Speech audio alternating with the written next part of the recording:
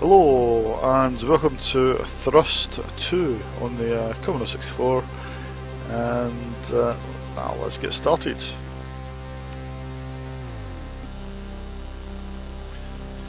This is, I've already reviewed Thrust and gave that a thumbs up.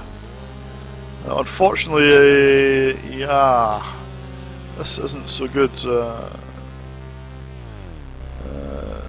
The graphics are filled in this time instead of the sort of pseudo sort of wireframe graphics that the first game had, but I don't think the graphics are anywhere near as good. And as for the control system, I mean, it's quite tricky to control.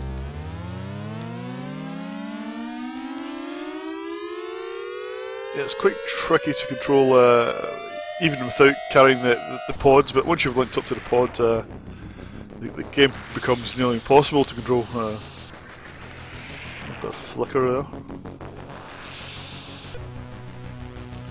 there. And yeah, it's difficult to work out which parts of the scenery you can fly through and which parts you can't.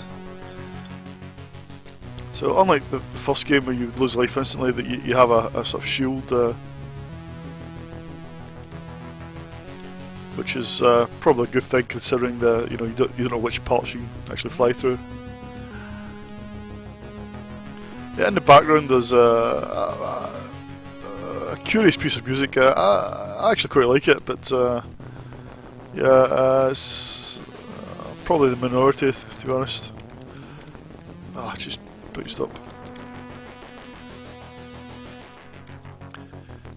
And for some reason you can't fire. So I've got the pod now. You notice the pod can actually go through the background graphics, but you can't.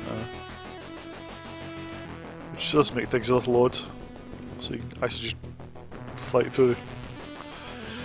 I think you've got to. I can't remember. It's not like the first game where you have to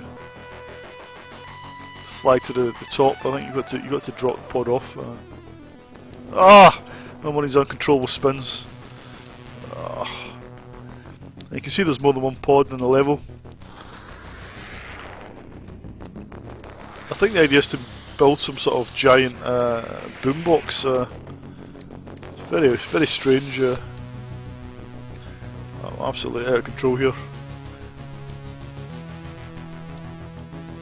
I mean, the first game was brilliant in my opinion. But this is just it's just not fun to control. I mean, look at this. I've just got absolutely no control here. I'm just trying to get out of this bloody spin.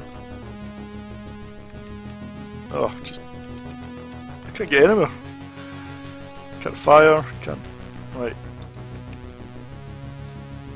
I think I'm out of spin. Well, I'm going to run out of time.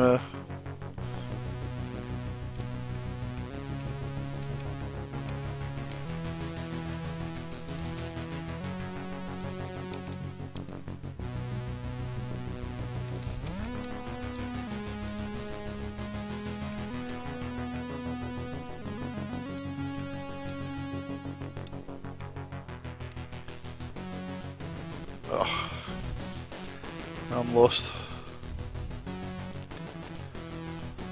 I'm quite impressed I managed to get out of that spin. Yeah, so graphically, I mean, even though it's filled in, it's not as good as the first game. And the music's nowhere near as good as Rob Hubbard's tune for Thrust, the first game. And I don't know if there's any sound effects, so I can turn them on, but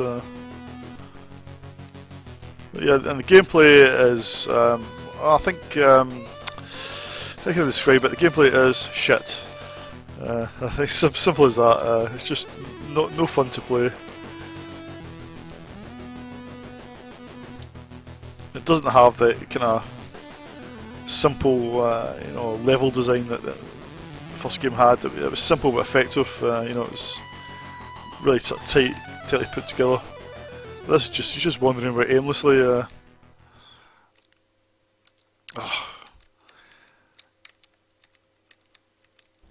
The first game you could really just smash away through the levels pretty quickly. if you knew what you were doing, but here you just just on a spin again.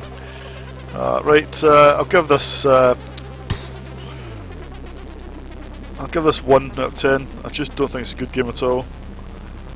I don't think when it came out, I think reviews were sort of fairly mixed a bit, but on the whole, it got sort of fairly mediocre reviews, I think. But I think they were quite generous, because I just don't think this is a great game.